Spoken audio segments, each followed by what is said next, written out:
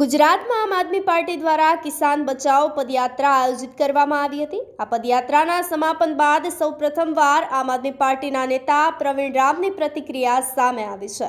ગાંધીનગર ખાતે સભામાં હજારોની સંખ્યામાં ખેડૂતો હાજર રહ્યા હતા। આમ આદમી પાર્ટીના નેતા પ્રવીણ રામે ગુજરાતના તમામ ખેડૂતોનો આભાર વ્યક્ત કર્યો હતો। કિસાન બચાવ પદયાત્રાના સમાપન કાર્યક્રમમાં અરવિંદ કેજરીવાલ સહિતના તમામ આમ આદમી પાર્ટીના નેતાઓ પણ ઉપસ્થિત રહ્યા હતા। તો ગુજરાતના ખેડૂતોનો અવાજ બુલંદ કરવામાં આવ્યો હોવાની વાત પણ પ્રવીણ રામ કહી રહ્યા છે। સૌપ્રથમ પ્રવીણ રામે શું કહ્યું તે સાંભળી લઈએ। નમસ્કાર મિત્રો, જય જવાન જય કિસાન।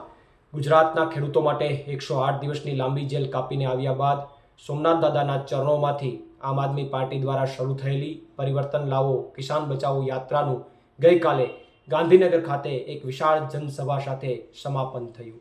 આ વિશાળ જનસભાની અંદર સમગ્ર ગુજરાતમાંથી હજારો ખેડૂતોએ ઉપસ્થિત રહી અને આ કાર્યક્રમને સફળ બનાવ્યો છે। ત્યારે હું ગુજરાતના તમામ ખેડૂતોનો આમ આદમી પાર્ટી વતી આભાર માનું છું।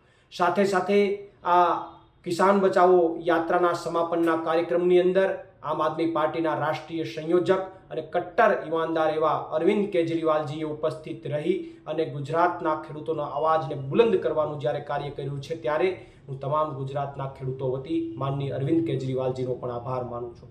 સાથે સાથે માનનીય અરવિંદ કેજરીવાલજીનો અને આમ આદમી પાર્ટીના પ્રદેશ નેતૃત્વનો વિશેષમાં એટલા માટે આભાર માનવો પડે કે જ્યારે હળદરની અંદર મારી સાથે ગુજરાતના ખેડૂતો જેલમાં હતા, ત્યારે એ તમામ ખેડૂતોને જેલમાંથી કાઢવા માટે લીગલી મદદ હોય અથવા અન્ય કોઈ પણ મદદ હોય, એમની અંદર માનનીય અરવિંદજીએ વિશેષ ધ્યાન આપી અને એક મહત્વનું યોગદાન આપ્યું છે। ત્યારે એમનો હું વિશેષ ગુજરાતના ખેડૂતો વતી આભાર માનું છું। તેમજ સોમનાથથી શરૂ થયેલી ખેડૂતો માટેની આ યાત્રાની અંદર હું ગુજરાતના તમામ ખેડૂતોની વચ્ચે ગયો, એમના ચરણોમાં ગયો।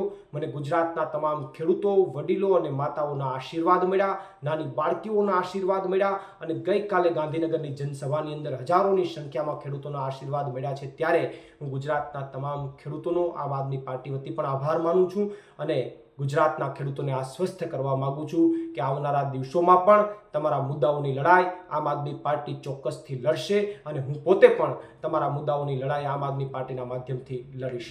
આભાર। પ્રવીણ રામ, પ્રદેશ ફ્રન્ટલ અધ્યક્ષ, આમ આદમી પાર્ટી।